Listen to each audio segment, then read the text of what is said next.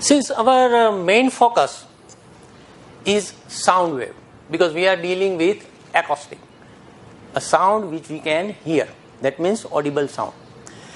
The waves could be a sound wave or it could be light wave, but we are not throwing any light on the light waves. We are dealing with sound waves. So sound waves require medium, while in the case of light wave they do not require medium. One of the example is that we are receiving the heat from sun. So sun is throwing electromagnetic waves, which are the light waves, in all directions, and it goes to the earth. So that earth will receiving the light energy from the sun. But in between there is no medium. There is not even a single particle. So still we are able to receive the energy from sun in the form of electromagnetic waves. So electromagnetic waves do not require medium. Still it can propagate. But the sound wave requires medium. If you don't have sound medium, then sound wave cannot be generated or it cannot be transmitted. One of the example is that suppose you have a bell jar and you put a alarm clock on the bell jar. Now when the alarm clock rings, you can able to hear the sound from the alarm, because in the bell jar you have a air. Now if you create a vacuum, that if you remove the air from bell jar, now there will be vacuum. That not will be any single particle in that particular bell jar. So now when the alarm rings, you cannot listen the sound, because in order to generate or propagate the sound wave, a medium is required, and now there is no medium within the bell jar because vacuum is created. So there is a demonstration that sound requires medium. So when it requires medium, medium property will affect the velocity of sound. So our conclusion is that sound wave requires medium.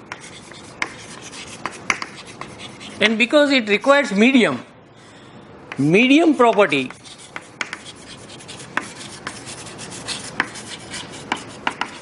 affects the propagation of sound.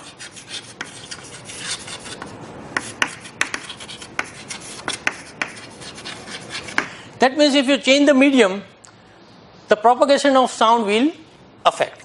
That means its velocity of sound is different in different medium. This is the meaning. That means the velocity of sound, which is a wave, is different in different media.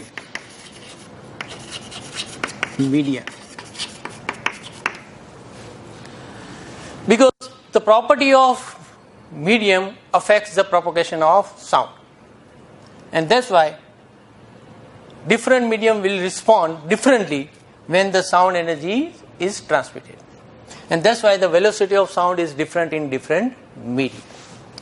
Secondly, we have seen in the previous lecture that in order to propagate the sound wave or any type of wave, the property of the medium should be elastic. One of the property of the medium should be elastic, that we have already seen in the previous lecture. So medium should be elastic. Only elastic medium can support the propagation of sound.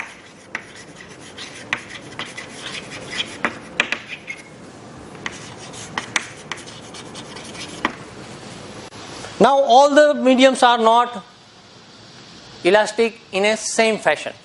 Some of them are more elastic, some of them are less elastic, and that's why the elastic constant will come into the picture of velocity formula of sound. So the elastic property of the medium is elastic property of medium is characterized by its elastic constant.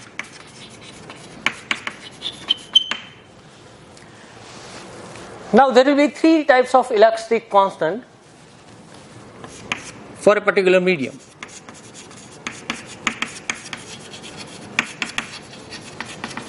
First is called Young's modulus. Modulus means constant, designated as Y. Young modulus. Suppose you have a metallic wire and you apply a mass at the bottom, wire is hanged, the top portion is fixed. So what will happen? The length of the wire will increase. When you remove the applied mass, it will regain its size and shape. So this property is elastic. But here, only in one dimension, these changes are occurring, not in any other dimension. That is, length of the wire is changing. We neglect the change in radius of the wire. So only one dimension is changing at a time. In that case, what we will get is the Young modulus. Change in one dimension only.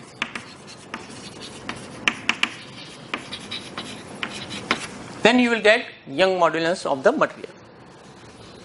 Suppose you have a metallic cube and you apply force in all 6 directions. So the size of the cube will reduce because of external force. The shape will remain as it is, size will reduce. When you remove all the forces, it will regain its size. But here, all 3 dimensions are changing at a time. That means, when all the dimensions are changing at a time, you talk about bulk modulus. So when bulk modulus will come into play? When all dimensions are changing. And the last one, suppose you have a metallic rod and you fix the top portion of the rod and at the bottom portion you apply a torque.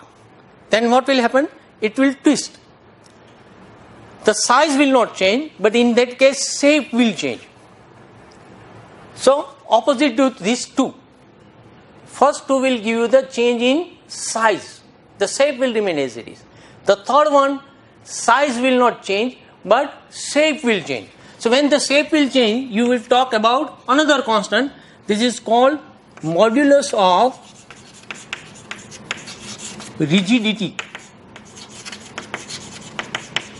And it is given by symbol eta, where shape changes.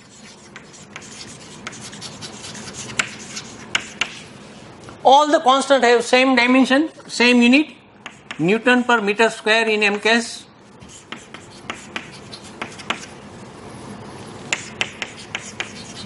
So in principle, the material, whether it is in a solid form or liquid form or in gaseous form, they have this type of 3 elastic constant, depending upon whether it responds. If it response is linear in one dimension, you can change. You can talk about Young modulus. If you can respond to all 3 dimensions, not in one dimension at a time, then you can talk of bulk. If it changes its size, you can talk about modulus of rigidity. So this modulus is different for different materials, and that means elasticity is different for different material.